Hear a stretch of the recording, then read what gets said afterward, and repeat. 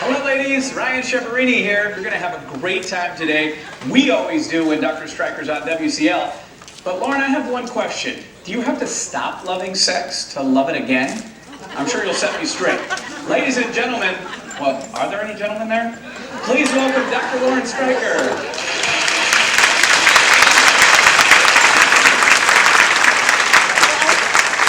A few years ago, I found myself suddenly single after about 20 years of marriage, and I started dating. Pickings were a little slim. Can anyone here identify with that? But I started dating this really nice guy, and we've been dating for a few weeks. And one day I mentioned to him, oh, by the way, I'm going to a medical conference. Next week I'll be gone for 3 days. So he said, oh, what's the conference about? And I said, vaginal dryness. And you know, he didn't miss a beat. He's not a doctor. He never dated a doctor before, but he said, okay. So I hear him on the phone later talking to one of his friends. And he said, Lauren's going to a conference on vaginal dryness for 3 days. What could there possibly be to talk about? So when we got off the phone, I said to him, you know, if every guy woke up on his 50th birthday and found that his penis was the size of a breakfast sausage, his testicles were like raisins, and that he could never have sex again, there would be no 3-day conference. The president would declare a national emergency. The Surgeon General would be on CNN every week giving updates, and no doctor would say to the guy, this is just part of aging. So he got it. I married him. And if anybody has any questions about vaginal dryness, see Jason, because he is an expert. So, you know, the truth is, it's not just the women that have problems with sexual dysfunction. The guys also have their sexual problems. And there are enough people in this room who are old enough to remember when a guy who had problems was known as being impotent. Now, let's think about this. Impotent, weak, ineffectual. Nobody wants to be with an impotent guy. But then something amazing happened. In 1992, Pfizer released Viagra, and suddenly this weak, ineffectual guy morphed into a guy who was sexy, he was strong, he had erectile dysfunction, and he was so strong that he could even run for president. Lose, but he could win. But the important thing here, and this is the operative thing, this is about talking to your doctor. Suddenly it was giving men not only the permission to talk to their doctor and ask for some Viagra, but also the language. And women don't have that. We don't have the permission, we don't have the language. And in fact, if you look at studies, only 3% of women spontaneously bring up to their doctor or healthcare provider that they're having sexual issues. 3%, think about that. And the average amount of time that it takes them to get up the nerve to do it is about 18 months. Now, why are they not talking to their doctor about sex? Well, first of all, we don't have the language. The medical term, we don't have the exact equivalent of erectile dysfunction, but the physical changes that a woman often goes through is called vaginal atrophy. Have any of you ever heard this term? All right, well, you know, in all my years of practice, I've never had a woman come in and say, hi, Dr. Streicher, I'm here because of my vaginal atrophy. Nobody knows the term. And not to mention, when I mention the term, no one is real excited to have that diagnosis. And in fact, when you think about it, why would anybody want a vagina that is sick, wasting away, useless, and aging? There's another reason why women don't talk to their doctors very often. If they finally do get the guts up to talk to their doctor and they've gotten all their courage together, and then, you know, their doctor very often looks like their grandfather. Nobody wants to tell your grandfather that you haven't had an orgasm in a year and you want to know where to buy a sex toy, so they just don't bring it up. But even worse than a doctor who looks like your grandfather is a doctor that looks like your son. So we have this real disconnect here. And what we find is that if someone does have a forward-thinking doctor, or a woman actually brings it up, and they do have the discussion, it's really frustrating. Because first of all, a lot of doctors are not particularly expert in sexual medicine. And even if they are, we can't write a prescription for Viagra. We can't write a prescription for really much of anything because it just doesn't exist. So, where's our Viagra? Where's our Viagra? Well, it's really interesting once you get into the world of the FDA, that of course is the one who establishes whether these drugs get released or not. But what we find is that for men, and I didn't list them all, there are currently 25 drugs on the market that have been FDA approved for sexual health in men. When you look at what there is for women in terms of helping with desire, libido, having a decent orgasm, zero. So why is this? Why is it, is it no one working on it? Do the scientists not care? Well, first of all, just so people are aware who aren't in this world, it's really not very easy to get a drug approved. It takes a really long time. From the time that someone invents the drug and they do the preclinical testing, and then you've got to do clinical trials, and then you've got to put it to the FDA and hope that they'll say yes, and more often than not they say no. So you're looking minimum 10 years, and sometimes it's 20 years until you can get a drug passed. So that makes it very difficult for new drugs to come on the market. But there's another problem. Guys are real simple, you know? On, off, easy. It's all about blood flow. You fix the blood flow, and they're good to go. Women, on the other hand, not so easy. Women are very, very complex. And what that means is that the development of these drugs is more difficult. The testing of these drugs is more difficult. And for the FDA to actually give their okay is more difficult. So it's been, the people are trying to do it, but it's been very frustrating. So there's been 3 drugs that have tried to get FDA approval, 2 testosterone gels that are for libido, and the FDA said no to both, in spite of the fact that there were no safety issues and that they worked very well in the clinical trials. So women are still stuck using their husband's testosterone. And then flibanserin, I want you to remember this because you're going to start to hear a lot more about flibanserin. Flibanserin is a drug for libido, which is not a hormone. It works in the brain to help with neurotransmitters.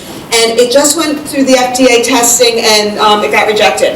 And there was a huge to-do about it because this drug works. It's safe. And everybody was floored when the FDA said no. And in fact, there's a very big political movement afoot to say to the FDA, this is not okay. Flibanserin should have been accepted by the FDA, particularly, and this just floors me, when you look at men's drugs, you know how many guys were in the trial for Viagra? 3,000. Other testosterones, a few hundred. Then we look at flibanserin.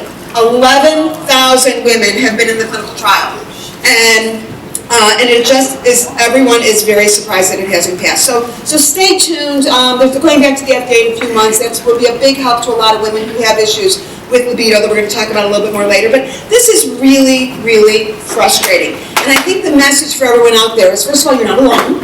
I think everyone thinks that everyone's having mind-blowing orgasms like, 4 times a day, and they're the only one that things aren't going so well. And nothing could be further than the truth. And in fact, when you look at numbers, it's really striking. So the blue bars are women between the ages of 18 and 100. And yes, in these studies, they do go up to women who are 100 looking at their sexual issues. And I think it's an important point that a lot of people think that this is just a menopause thing. And in fact, women of any age can have sexual issues. So there's 4 general groups of sexual problems. We have, of course, decreased libido, and you see that in 39% of women across all age groups. Inability to become aroused, 26%. Either inability to have an orgasm, or it takes like so long that they just want to go and have a ham sandwich instead because it's like you said, or the issue of having pain, which in the younger group is only 10%. But then when you look at 55 and up, something happens when women go through menopause, and it's not good. And what we see is that the numbers skyrocket: 75% for libido, 65% for arousal issues, over half have problems with orgasms, and then the pain starts to increase with age and continues to get worse. But this is not all about hormones. I think the obvious thing says, well, of course, if your estrogen tank is on empty, you're not going to be able to have any sexual pleasure. But again, what makes this even more complicated is there are a lot of medical conditions that can impact on sexuality.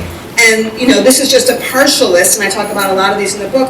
But, when you're looking at women who are menopausal, at least half of them have something else going on. It might be diabetes, it might be heart disease, it might be an antidepressant, they might have all kinds of problems that are also impacting on their sexuality. So it makes it very difficult.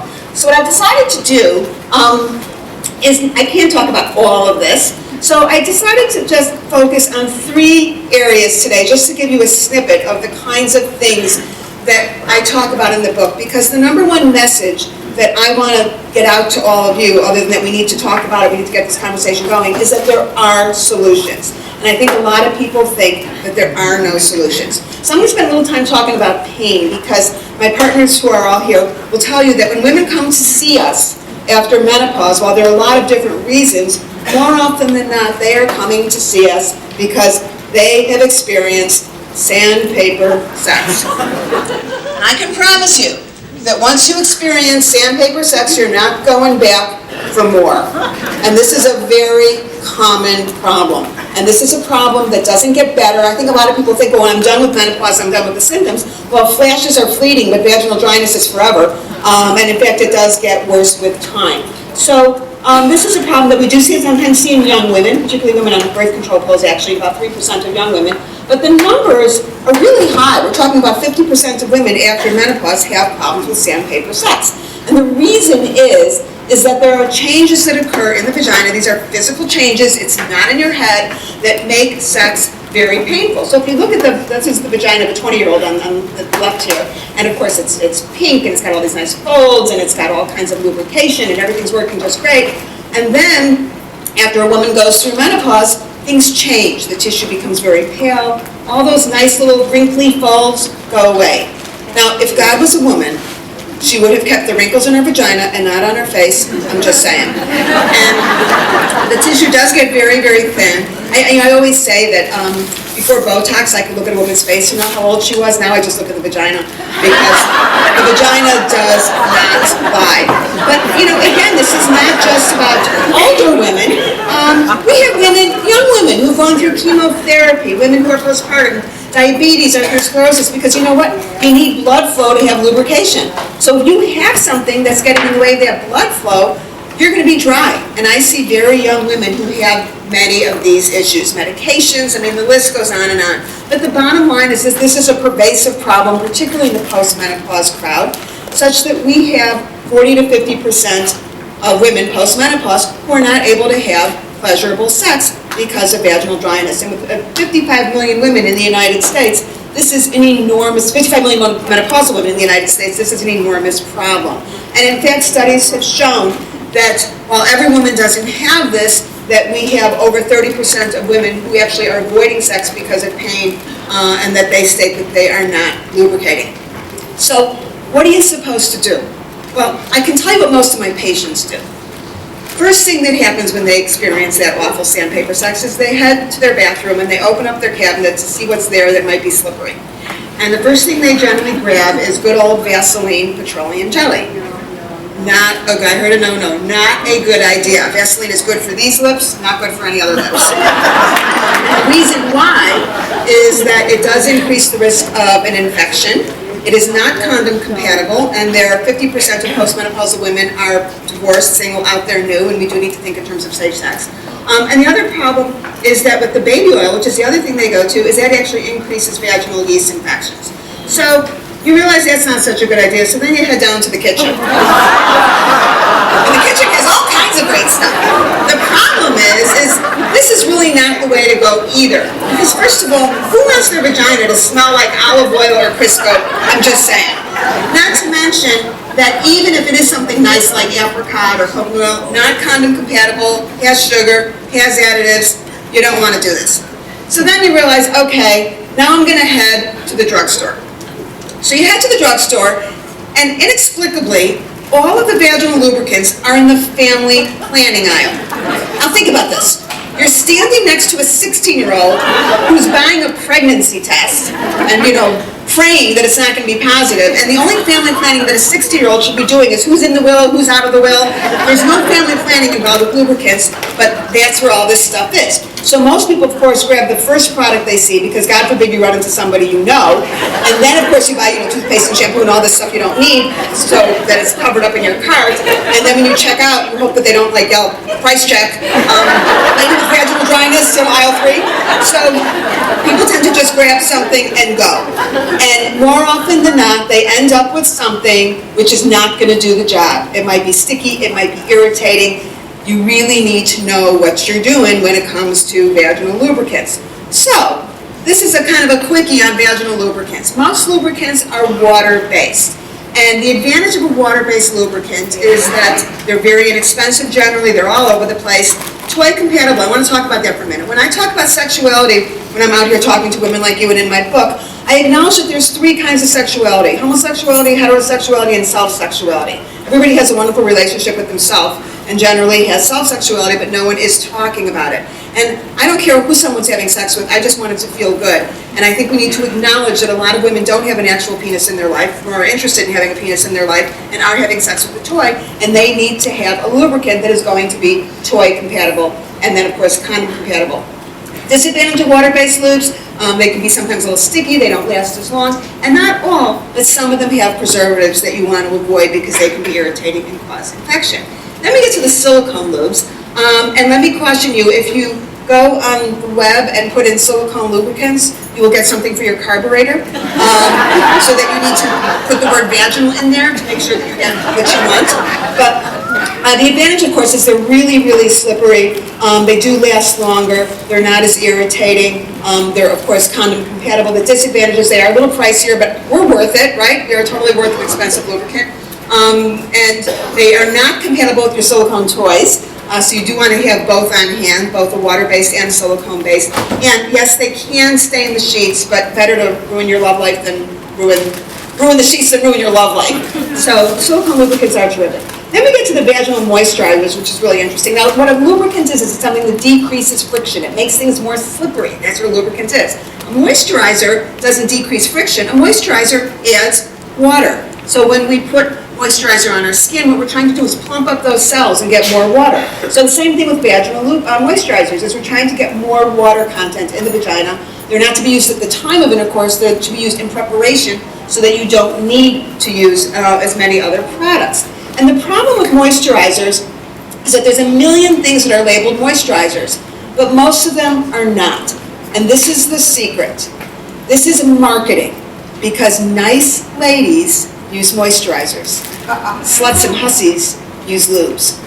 So what the companies do is they take a lubricant and they call it a moisturizer so that women will buy it. So you need to know your ingredients. And of course in the book I go through all the ingredients, you know what you're getting. And then some of these don't even go in the vagina, they go in the vulva. These are like vulvar hand creams, and they're not going to do anything to eliminate sandpaper sex. Now the only product that has actually been tested and has been shown to eliminate that sandpaper sex feeling is Reclines, which is an over-the-counter product, which actually increases the amount of water in cells by 60%. It decreases the pH. I talk a lot about pH and vaginal health. And most important, it actually improves symptoms. And you will all be going home with some Reclines today. And please visit the Reclines booth for a lot more information. It's a terrific product. And then, of course, there are some women that even with the best moisturizers, the best lubricants, their tissue is just too damaged from the ravages of time, chemotherapy, other things. So sometimes they do need a prescription medication. And there's creams, there's rings, there's things with estrogen, there's things that are non-estrogen. Your doctor can help you with this. There are a lot of things that are really, really good. Again, bottom line is no one should have painful sex, and no one should have that awful sandpapery feeling. So I'm going to move on a little bit, and I'm going to talk a little bit about confidence, because we know that there's so many things that impact on our sexuality that get in the way of our confidence. And the reality is that having sex generally involves nakedness, and a lot of women, especially as time goes on, are not feeling confident because time, childbirth, menopause are not necessarily kind to our thighs and our hips. And yes, beautiful lingerie is helpful. But there's something really important to keep in mind, is that most midlife women are having sex with midlife guys, right? They don't look so good either. Not to mention, he can't see anything. Take his glasses off. He'll have no clue. So I'm a big believer in candlelight. Everybody looks better. Everybody feels more confident. But having said that, there are some real issues that can impact on confidence. And one of the number one things that women come and talk to me about is odor, vaginal odor. Women must look to you sometimes for advice, which would be a double-edged sword, maybe. Because what are you going to say? You know, women look to you as a role model. I take it on proudly, Conan. I have a lot to say to women. Tonight, if I can impart anything to women, maybe can we do like a close on me so I can really talk to America and all the women in America. I promise you, you do not need vaginal deodorant.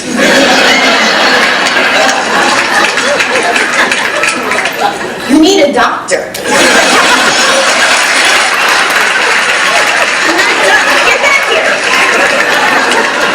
You use simple soap and water, and you get out of the shower, and there's still a rancid-ish odor.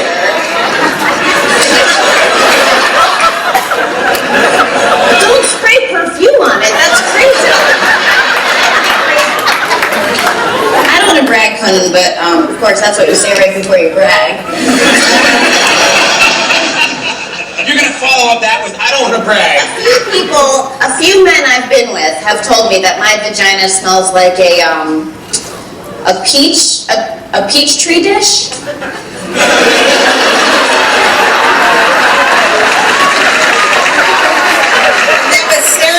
Who says it much better than I ever could. But the reality is this is an enormous problem for women. And this has nothing to do with hygiene. I mean, women come in and they say, I shower 4 times a day and I can't get that smell. A lot of times it is because of a pH imbalance or a bacterial infection. But the other thing that women aren't thinking about that is a reality is a lot of times it's not vaginal at all. It's urine.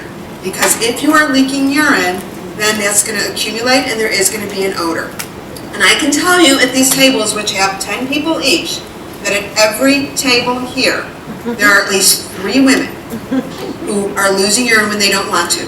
At least 3 women who are wearing a pad, who are not happy that there's anything funny here because they know that they might lose urine, and women who are wearing diapers. And this is a huge confidence killer because not only do they lose urine in everyday life situations, but many women who are incontinent also lose urine when they have sex, and nobody wants to pee on their partner, so they just avoid and avoid. Now, there's of course 2 kinds of incontinence. There's urge incontinence. That's, you've all experienced that. Everything's fine. Put the key in the door. You got your groceries, and all of a sudden you realize you're just not going to make it. And then there's stress incontinence, and that's when you cough/sneeze, and a little urine comes out. And this is one of these things that it's not just childbirth. A lot of people think that you have to have had a baby in order to be incontinent, and we know that that it happens with weight gain. It happens in women who have a family history. If grandma peed in her pants, you're probably going to pee in your pants. Smoking is another big culprit. And at the end of the day, the culprit for losing urine in pretty much everybody is the pelvic floor. And the pelvic floor, for those of you who are not familiar with this term, it's essentially a trampoline that holds up all the good stuff. Your vagina, your uterus, your rectum, and you don't want that stuff to fall down. Because not only can it be uncomfortable, but these are the women who are incontinent. And so when that happens, you get a weak pelvic floor, and you can see the organs have dropped down, and as a result of that, many women end up losing urine in multiple circumstances throughout the day. So there are a few strategies to get rid of this. One, of course, for those of you who have an iPhone, know that there is an app, and this is the Bathroom Finder. You can download that, and wherever you are, you will find a bathroom. The other thing, of course, you could do is just, avoid laughing, avoid sneezing, avoid coughing. Certainly you don't want to have any caffeine, God forbid. Water, eliminate water. Women do this, though. And then, of course, stop having sex altogether.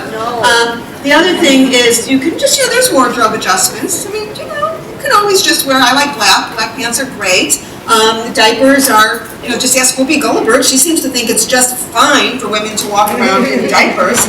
And diapers can actually be kind of sexy if you think about it. So that's, certainly one solution. You can read that. She says, there are adult diapers in a thong. I told you I was bringing sexy back. And he says, sweet angel of death, please take me down.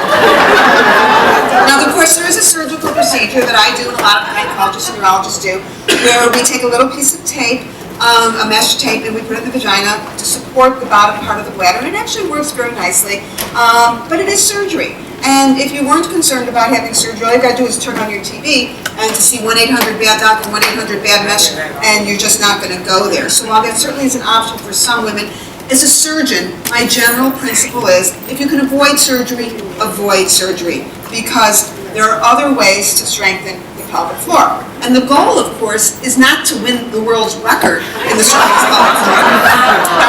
Tatiana is with lifting 30 pounds, by the way, with her vagina. This is not what we're aiming for. We just want you to hold your urine, for God's sakes. So, how do you strengthen your pelvic floor? Well, how many women here have been told to do Kegels? All right, how many women have found that Kegels have helped them? Yeah, I see one hand. Thank you. We have one hand back there. So Kegels don't work. And I want you to right now stop feeling guilty that you didn't do your Kegels. Because everyone's like, oh, well, Kegel and you won't be peeing your pants. Well, that doesn't work. So that's not a solution. How many of you are familiar with pelvic floor physical therapy? This is a more sophisticated problem. I'm only saying that, a few hands go up. Just like you can have physical therapy for your arm or your leg, we have pelvic floor physical therapists here at Northwestern and in medical centers that do an excellent job of strengthening the pelvic floor. But the reality is that most women, of course, haven't heard of it, and they don't necessarily have access to it. Not to mention, it's expensive. You have to go for therapy, but they do an incredible job. And this is hands-on. Yes, these therapists do put their fingers in your vagina and work with the muscles to strengthen them. They do an amazing job. They use biofeedback. They actually do something called pelvic floor stimulation, which is using a little bit of what we call E-stim to help the muscle contract and get stronger. So what a Kegel can't do for you, this E-stim can do for you. The manual work they can do that for you. But again, most women don't have access. So there is a new product, a new device that I'm going to tell you about briefly. This is called Intone. And I think it was a trip to the gym for your pelvic floor. And basically what this device is it reproduces what a pelvic floor physical therapist does. This is something that you get from your doctor, you do it at home, you own this for life, you do it over the course of a few weeks, and you have the biofeedback component. I call that a physical therapist in a box. She actually talks you through it. Many of my patients here know about this because they've been using it and have been very successful. So this is huge for women who are peeing and would like to avoid it, and the Intone people are here, and they do have a booth if you'd like to visit them. So I'm going to move on a little bit and talk about lack of libido, because as I said earlier, this is the number one issue women have. They come in and they say, I'm not interested in sex. I don't think about sex. I don't care about sex. And a lot of times if they want me to fix it, it's only because they have a partner who essentially says, honey, if you don't get on board, I'm out of here. So that's sadly why a lot of women decide that they want to do something about their libido. This was a pajama party at Dr. Oz. As any of you who watch Dr. Oz knows that I do all kinds of crazy things. And when my producer said, you have your pajamas, I'm like, are you kidding? I don't wear pajamas on national TV. And she was very insistent, so I went to Neiman Marcus and I found the most expensive pajamas I could find. So I do have these fabulous pajamas as a result, but it was kind of a silly segment. But it was all about how many women even care about sex anymore, and the number was about 12% of women who say that they even care if they have sex, which is kind of sad. And again, the reason why libido is not easy to fix, and quite frankly it was the hardest chapter for me to write in the book, is because it is so complicated. Because it is dependent on blood flow. Neurotransmitters, those are the feel-good things in the brain, dopamine, serotonin. That's why when anyone on antidepressants have no libido, because their neurotransmitters get altered. Medical problems, we talked a little bit about. If you have cancer, if you have diabetes, if you have thyroid problems, that's going to get in the way of your libido. Pain. If you've had pain, I mean, come on, your vagina's not stupid. If it hurts, you're not going to say, oh good, let's do it again. So in fact, one of the things that I do when women come in and they say, I have no desire for sex, the first thing I'll ask them is when was the last time that you had sex? And then I usually make it multiple choice, weeks, months, years, because I don't want them to feel uncomfortable that it really has been years. And then I'll say, and how was it? Was it pleasurable? And they'll go, oh my God, it really hurt. Well, of course you're not going to want to do something that hurts. So when I'm really dealing with someone's libido, I am going to fix the pain first and then work on getting their libido back. I think we can't forget the role of relationship. I always say my book is not about broken relationships, it's about broken vaginas. But having said that, relationship does have an impact. And one story that I actually told in my book, it's a true story. A woman came to see me about 5 or 6 years ago. She waited a long time for an appointment, and she drove from Southern Illinois about 3-4 hours for a consultation about her lack of libido. So I'm talking to her and getting all the information, taking a careful history, and she interrupted me about halfway through and she said, you know what? I realized something driving up here with my husband for 4 hours. I hate him. And the only thing I hate more than my husband is living in Southern Illinois. So she said, I don't think I need you, I need a new life. And we agreed that that was a very useful appointment. and that most likely she would get her libido back. The other thing, stress, of course, age. For guys, sex is a stress reliever. For women, it's one more thing on the to-do list. Let's face it, it can be very stressful. But you also have to look at the issue, what I call the monotony of monogamy. Even if you have a really wonderful relationship, a marriage that you've been with for 30, 40 years, things get old, Once when I was on Dr. Oz, I said if you have cornflakes for breakfast every day, after about a year, you don't want to look at a cornflake. And then someone puts some chocolate chip pancakes down there, and suddenly breakfast is a lot more interesting. So for couples that do have issues with the monotony of monogamy, I really do like to try and switch things up. And this doesn't mean that you should go out and have an affair. It doesn't, what it means is that you need to kind of look at each other and say, you need to do something different. It might be bringing a toy into your relationship if you've never done that before. It might be going away. There's so many different ways to say, let's make the old new again and remember what it was like when we first were together. So in a nutshell, that's what Love Sex Again is about. It is really about starting this desperately needed conversation. And I have to say, when we put this out, the notice about this event went out to my patients first. They got first dibs. And then I went on Windy City Live, and we had 1,200 people go to the event website in an hour. And that's one testimony to Windy City Live. But even more than that, what it really says to me is women really need this information. We need to get the conversation going. We need to demand of the FDA that they do research and that they look into these drugs, because this is important. This is not life-threatening, but it is a quality of life, and it is a quality of relationship. So what I'm going to do now is, I don't know if you noticed, I have some things to give away here. And everyone, will get a gift bag on the way out. But aside from that, I have some things here. And so we have to decide who gets them. So what we're going to do is we're going to do some what I call sexability trivia. And I'm going to ask a question. And if you think you know the answer to the question, then stand up and raise your hand. Anyone who is seen using their iPhone or Googling is disqualified for life. Just saying.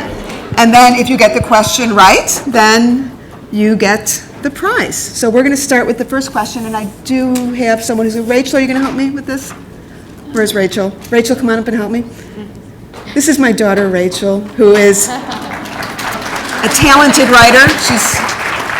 Rachel, why don't you come on up here? All right, so the first question is, what Midwest American town manufactured the most vibrators during the early 1900s? Anyone want to guess? Raise your hand. All right. We have... Stand up. No. I'll give you a hint. It's in Wisconsin. I have no idea. I just said Aurora. I have no idea why. No, not Aurora. It's in Wisconsin. Not Madison. Who said Racine? Racine! Racine is the vibrator capital of the world. There were actually 7 vibrator factories in Racine. You do not get an ancient one. You get a new vibrator from Layla, who very kindly gave us some vibrators. Thank you. All right, next question's much easier. Okay? Propylene glycol is used to de-ice planes.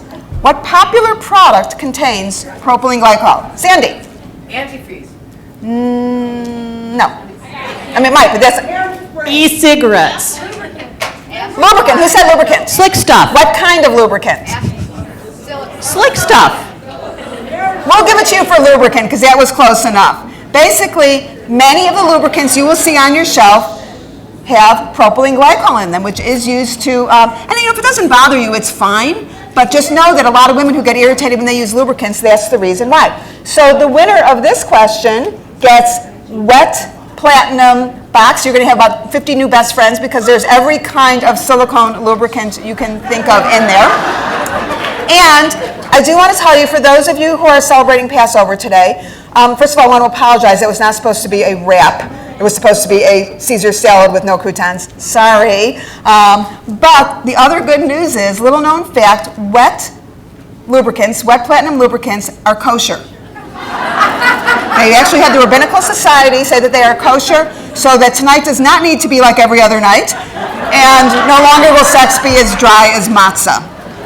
And all of you will be taking home not only some wet silicone lubricant, but you will be taking home an outstanding water-based lubricant from our friends at Pure Romance, who have been amazing to us. And this is a really lovely lubricant, and you need both, because as I said, you need the water one. Some people just prefer it, but you need it for your toys, and silicone if you just prefer silicone. So you will all be taking home both of those. Okay, next question. Name one of the 3 states where it is illegal to buy or sell a vibrator. Who said Alabama? Come on up. Or Rachel? All right, but you get a vibrator, because it is not illegal in Illinois. And interestingly, these states, and I couldn't make this stuff up. You can buy a gun in every one of these states. All right, next question. In the 1500s, pubic wigs were commonly worn to hide pubic baldness as a result of syphilis. Merkin. It's Merkin, she's right. What were these wigs called? These are called merkins. No, you are going to get a basket of hair product for the hair on your head, which is courtesy of my friends at Custom Hair Lounge, who are out there doing makeovers. They do my hair. If you like my hair, go to them, because they do my hair all the time. They're amazing, and they did bring some product, and they're here doing quick touch-ups. Okay, next. The first electric vibrator was invented when? Someone said 1950. Go back a little. 1918? What did you say? 1918? Think about electricity. When do we have electricity? 1910. All right, we're going to go with who's ever the closest by...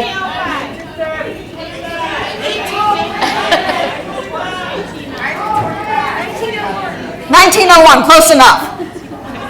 Did you already win something? No, we're not. We're gonna pass. It's actually 1880. This is Over here, Lauren. Right here.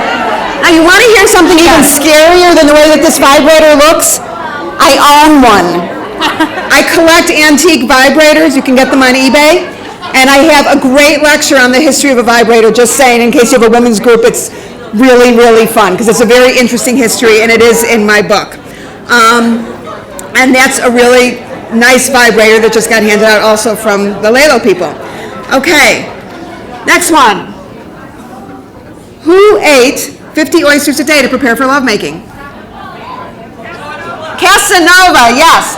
So, Casanova. Now, what you get, nobody wants their vagina to taste like an oyster, right? So what we have here is a basket of goodies from the little drugstore people, the Reprens, Refresh, that balances pH. We also have some thong panties. And so hopefully you will enjoy that. Next one.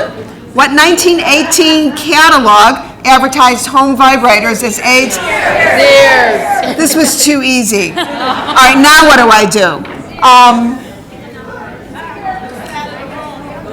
This was the Sears catalog that did advertise vibrators, and we only have one prize for this. This is for G Boutique, that you're going to visit G Boutique. They're going to do a party for you, and we have to figure out who gets it. Rachel, what do we do?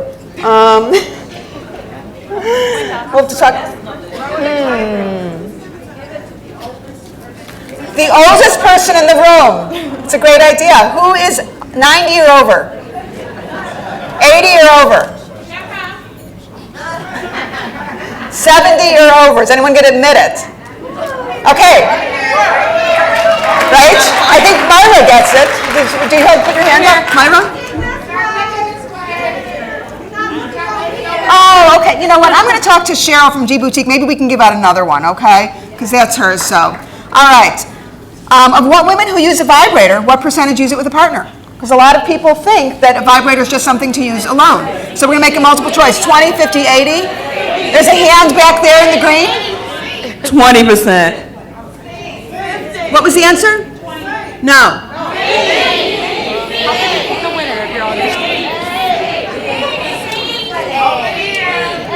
Amy, you're out there. You tell me. C. 80%. And we have a couples vibrator, which is kind of cool.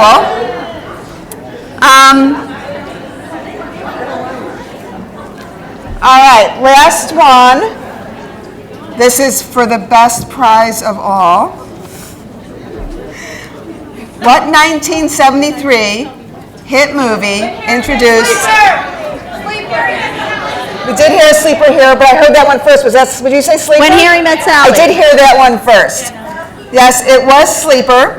And I want to tell you what you're going to get. We're going to do a very short little video here. Here I go again with my trying to figure this out. Because you're going to be so excited when you see This edition of Windy City Live After Dark, we're continuing our conversation about incontinence and the new in-tone device with Dr. Lauren Streicher that we just talked about. And I want to ask you, are there any other benefits to strengthening the pelvic floor? No, absolutely, because the thing is when you have a weak pelvic floor, not only does it make your bladder drop, but it also makes your other organs potentially drop. In addition, there's a reason why 40% of women who have incontinence avoid being sexual. And it's because, A, they lose urine, and they're worried about the odor. And the other is actually up to 60% of women who are incontinent are not able to have an orgasm because their pelvic floor isn't strong. It doesn't contract appropriately. Now, the in-tone device that I was telling you about is a prescription device that you need to get from your doctor.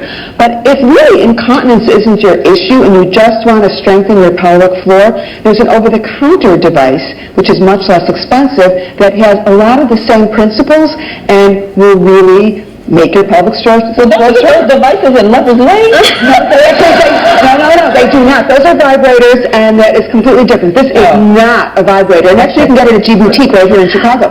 And what this is it? Well, there's two of them. Okay. This is the one that's just to strengthen the pelvic floor. Just like before, you can pump it up. There's a little stimulation that will help your muscles. It's a Kegel at home. Essentially, it's an automatic Kegel device. But there is another component for a woman to have an orgasm other than having a strong pelvic floor that contracts and releases. There also needs to be some clitoral stimulation.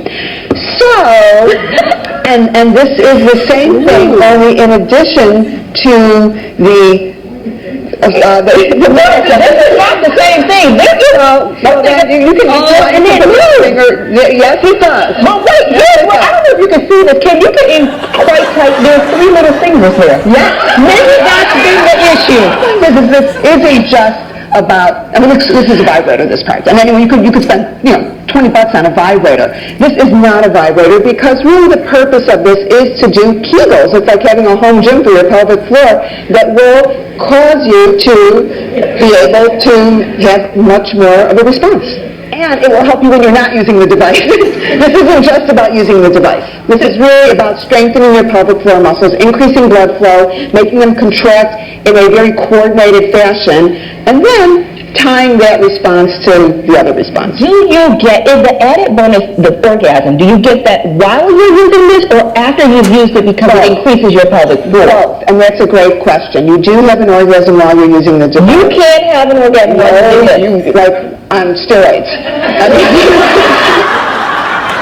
All right, and we have the winner of the last question does get to bring home an intensity, which is very special. So come see Rachel afterwards, and we will get that. And just so you know, if you're interested in intensity, the website is pourmoi.com, and today only, the intensity people are giving 15% off. You just need to put love sex in there. And it really is a very interesting device. And they're here. There's the same people that make in-tone, and they're happy to answer any questions that you might have. So at the end of the day, again, this is about starting the conversation. I'm so happy to be here. This really has been so important to me to be here with all of you. There are a lot of people I need to thank. These things do not happen without money.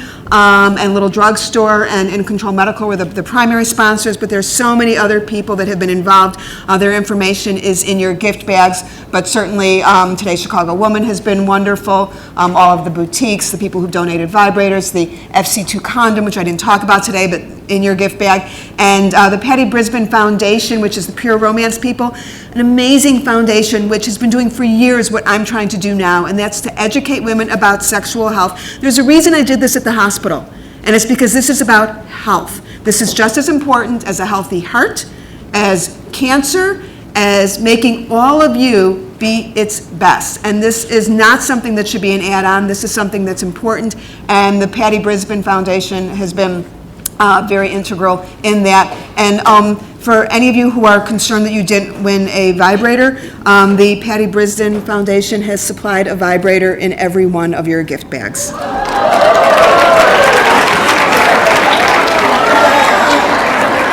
So, but, full disclosure, there are no batteries. So you might want to... Thank you all very, very much. It's been a pleasure.